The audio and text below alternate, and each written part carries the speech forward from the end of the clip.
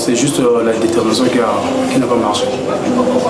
Ce qui n'a pas marché au troisième set, c'est juste qu'on n'a pas pu respecter les consignes sur le terrain. Et on était un peu dispersés dans le terrain.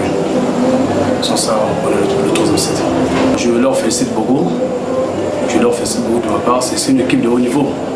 Ils ont l'habitude de compétir ils ont l'habitude de faire des compétitions. C'est une équipe de haut niveau. Non, on n'était pas limité face à cet espoir. C'était juste la déconstruction qui a fait qu'on lâche durant le 7-7-7. En fait, on s'était bien préparé pour être champion parce que l'année dernière, on a raté ça, on a été deuxième. Maintenant que ça s'est joué chez nous, il fallait faire honneur au pays. Et voilà, on l'a fait. La différence, en fait, notre équipe, on est en train de rajeunir. C'est-à-dire qu'il y a plus de jeunes joueurs qui sont là. Et avec certains d'autres qui sont expérimentés. Donc l'expérience plus la jeunesse, ça fait une très grande différence et voilà, ça a donné les résultats. Vraiment, il y a quoi dire, il y a quoi avoir des éloges sur ça parce que c'est pas donné à tout le monde. Donc dans la région, aujourd'hui on est premier.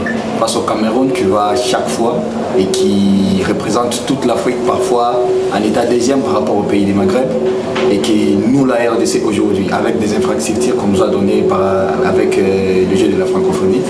Et aujourd'hui on arrive à arracher quand même encore une fois cette première place. Donc il y a de quoi louer.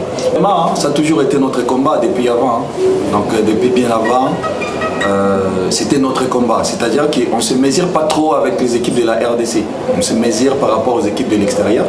Et quand on va en Afrique, on essaie un peu de se confronter à tous ces grands clubs, comme les Al-Ali, les Amalek, les FAP et tous les restes des équipes Kenya. Donc on espère qu'on aura des bons résultats.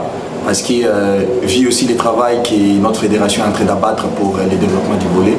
Donc vraiment, on croit que notre volley est en train d'évoluer et que d'ici quelques années, pourquoi pas prendre aussi cette Coupe d'Afrique. Je crois que chaque match a une histoire. On a vu Inter jouer, on a essayé de filmer les matchs, ils sont partis visionner les matchs, on a vu les failles dans les LCT. On a su mettre en place une tactique de jeu qui était simple, c'est de les agresser au service. On les agressait au service, ils ne pouvaient pas développer leur jeu. Parce que quand vous leur laissez le temps d'être en situation maximale, ça veut dire que vous n'allez jamais les contrer.